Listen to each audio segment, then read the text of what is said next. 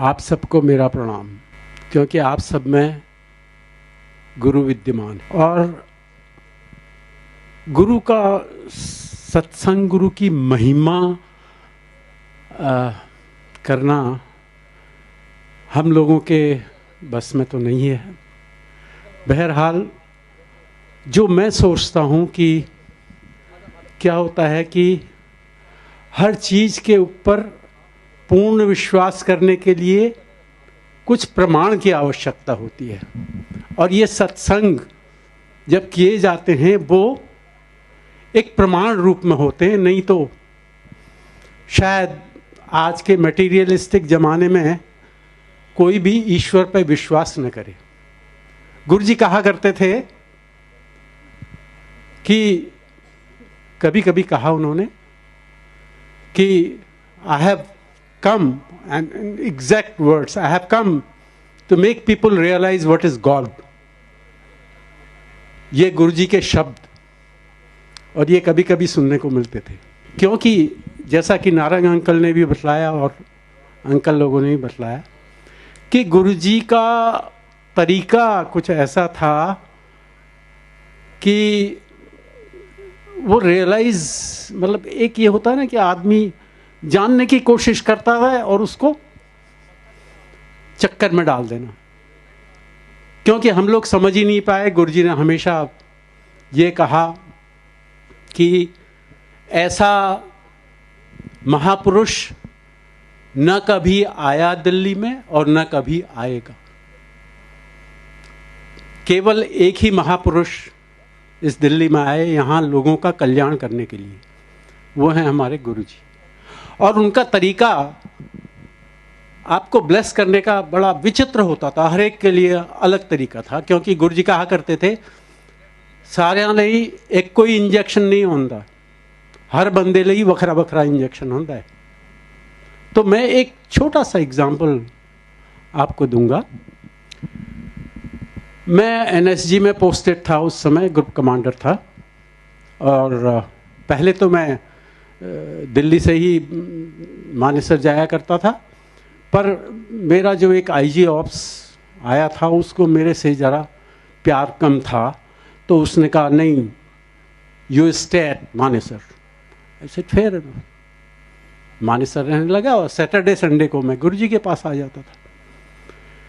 तो एक बार क्या हुआ कि मैं सुबह, और मेरी आंटी गुरुजी के दरबार में जाया करती थी, मैं उस टाइम पे नेताजी नगर में रहता था, और मैं वाइफ नेताजी नगर में और मैं मानेसर में रहा करता था। तो एक दिन आंटी का सुबह रिंग आया, गुरुजी ने आपके लिए इमरती भेजी है। अब आप इसको थोड़ा सा कोरिलेट करने की कोशिश कीजिएगा। इमरती भेजी है, ये शब्द जब मैंने सुना, मैंने फ़ोन तो नीचे रख दिया और मैंने अपने स्टिक ऑर्डली को बोला दरवाज़ा कर दो बंद, मेरे पास कोई कॉल नहीं आना चाहिए। और जब ये हुआ तो मुझे ये एहसास हुआ कि जो कहते हैं ना, जो ये आजकल योगा सिखाते हैं और सब कुछ करते हैं, वो कहते हैं कि जब आपके अच्छी तरह से ध्यान लग जाता है तो क्या होता है कि कुंडलियां जागृत होती हैं और आपके ब्रह्मरंध्र से नीचे अमृत टपकता है। ये शब्द सुनना था मैंने कि गुरुजी ने आपके लिए इमरती भेजी है, तो मुझे वही एहसास हुआ जैसे कि ऊपर से अमृत नीचे को आ रहा हो। तो गुरुजी बैठे हुए सुल्तानपुर में, आंटी बैठी हुई नेताजी नगर में, मैं बैठा हुआ मानेसर में। तो गुरु कैसे आपको क्या देगा? तो जो एक अंकल ने बात कही थी, जनरल अंकल ने, कि असली चीज़ लैन कोई नहीं आंदा, सारे मांगते रहते। मैंने तो ये भी देखा है कि लोग बाग शेयर सर्टिफिकेट्स लेके आते थे, गुरुजी ए शेयर मैं खरीद ला। मतलब तो क्या होता है, सोच लिमिटेड जब हो जाती है। गुरु ने जिसने जो मांगा उसको वो दिया, जिसने कुछ नहीं मांगा, जैसे नारंग अंकल ने बतलाया था, मैनू मन्या करो मंगा ना करो। और जिसने माना गुरु को, उसको गुरु ने वो दिया जो उसके लिए ठीक है। क्यों ये है? क्योंकि आप देख रहे हैं, आपको इस दीवाल के पीछे क्या है, कुछ नहीं दिख रहा है। गुरु आपके जन्म जन्मांतर को आगे देख रहा है, और उस जन्म जन्मांतर में जो आपके लिए ठीक है वह गुरु आपको बख्शेगा। और जो गुरु बख्शेगा फिर तो किसी चीज की आवश्यकता ही नहीं है। तो जैसा मैंने शर्मा अंकल से भी कहा था कि मैं फिर कुछ दूसरी बातें करना शुरू कर देता हूँ, फिर वो गड़बड़ हो जाता है काम। क्योंकि जैसे अभी नारायण अंकल ने बहुत सारी चीज़ें बतलाई सत्संग के बारे में। अभी सत्संग में क्या है? सत्संग में जब आप बाकी पेरिफेरल्स में खो जाते हो तो आप गुरु को भूल जाते हो, फिर गुरु का ध्यान नहीं रहता। आप सत्संग कर रहे हो तो आप में आपकी सोच गुरु ही होनी चाहिए, फिर किसी चीज की आवश्यकता नहीं है।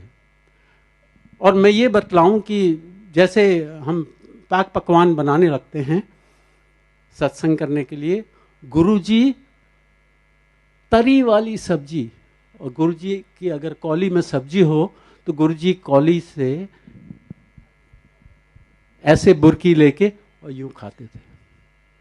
क्योंकि गुरु को जब भाव से चीज दी जाएगी तो वो उसका असर दूसरा होगा। जाएगा गुरु ने एक बुरकी ली तो पता नहीं कितने कितने करोड़ों लोगों के पेट में वो बुरकी पहुंच गई, अगर वो भाव से। और गुरु तभी लेगा जब आप भाव से उसको दोगे। भाव से कुछ भी दो तो वो जरूर मंजूर होगा, और बुरे भाव से कुछ भी दो तो कभी भी मंजूर नहीं होगा। अगर आपने, और दूसरा गुरुजी कहा करते थे, ए सत्संग जड़े ने ट्यूशन ने, अगर आपने वो सत्संग सुना हो, वही बात गुरुजी ने एक बार सत्संग आपने सुना हो, कढ़ा प्रसाद, ये देखिए मेरा कितना कल्याण हो गया आज। तो एक वो था सत्संग आता है जिसमें एक बंदा कढ़ा प्रसाद लेके आता है गुरु के पास। कहता है किमें लेके आ गया आज कढ़ा प्रसाद? वो कहता जी एक मैं 50 रुपये दिते सी, एक सिफर होर लाता आगे। उन्हें पैसे नहीं देते, सिफर होर लाता, 500 रुपये मिल गए ते मैं कड़ा प्रसाद दा भोग लगाइए गुरु नूं। गुरु ने कहा इनू गड्ढे च गाड़ दे, उत्ते मट्टे पा दी, क्योंकि अगर परिंदा भी इसको खाएगा तो उसकी भी बर्बादी हो जाएगी। तो यहां भाव क्या था उसका? He has come basically to give a bribe or whatever you may call it to Guru. How can you give a bribe to Guru? You can't give any bribe to Guru. You only have to give thought, your feelings. तो ये जो Narang uncle ने अभी बातें बतलाई, सत्संग कैसे होना है, क्या है, उसके पीछे बहुत भाव, बहुत थॉट गया हुआ है, और ये सब देख के किया गया है। और जैसा कि नारंग अंकल ने बतलाया कि आप इसको केवल सुने नहीं, इसको तवज्जो दे के इसको करें, प्रैक्टिकली करें, तो उसमें सबका कल्याण होगा, आपका कल्याण ज़्यादा होगा, क्योंकि आप में वो भाव होगा गुरु की अर्चना करने का। तो ये सब कुछ मैंने सोचा कि मैं कह दूं। मैं ज़्यादा बात नहीं करना चाहता, पर हाँ एक मैं ज़रूर कहूँगा जिसका कि गुरुजी मुझे हमेशा आदेश दिया करते थे, वो श्लोक सुना दे। वो श्लोक का क्या सत्संग है? वो हुआ यूं कि मैं जब छोटा था तो मैं शिव महिम्न स्तोत्र का पाठ किया करता था। तो शिव महिम्न स्तोत्र का जब पाठ किया करता था तो फौज में आने के बाद तो भूल गए थे, क्योंकि कार्यक्रम बिल्कुल फ़र्क हो गया था। और जब मैं जालंधर में था तो गुरुजी ने एक दिन कृपा की थी मेरी यूनिट में आने की, तो एज ए सीओ मेरा फ़र्ज बनता था कि मैं उनका स्वागत करूं, और कुछ दो शब्द बोलूं। तो मेरे कुछ समझ में नहीं आया और मेरे मन से वो उस समय वो श्लोक निकला, और वो श्लोक मुझे 30 साल के बाद कैसे याद आ गया, ये गुरु की गुरु ही जाने, गुरु ने ही याद दिलवाया। तो वो श्लोक था, असित गिरि समम स्यात् कज्जलम सिंधु पात्रे सुरु तरवर शाखा लेखनी पुत्र मुर्वी लिखिति यदि गृहीत्वा शारदा सर्वकालम तदपि तव गुणानामीश पारम नयाति। उसका मतलब ये है कि सुमेरु पर्वत की इंक पाउडर बना दो, समुद्र में इतनी स्याही को घोल दो, सारे जितने पेड़ पौधे हैं उनकी कलमें बना दो, जमीन से आसमान तक कागज हुए, और गणेश लिखता रहे, सरस्वती बयां करती रहे, फिर भी कागज खत्म हो जाएगा, स्याही खत्म हो जाएगी, पर गुरु तेरे गुणों का वर्णन खत्म नहीं हो सकता। तो ये गुरुजी ने ही मेरे को ये प्रेरणा दी शायद उस मंत्र को, और हमेशा गुरुजी कहा करते थे वो श्लोक सुना दे, और गुरुजी कहते थे सत्संग एक लाइन से खत्म, एक लाइन से सत्संग पूरा कर दो। इसी के साथ मैं आप सब लोगों को नमन करता हूँ।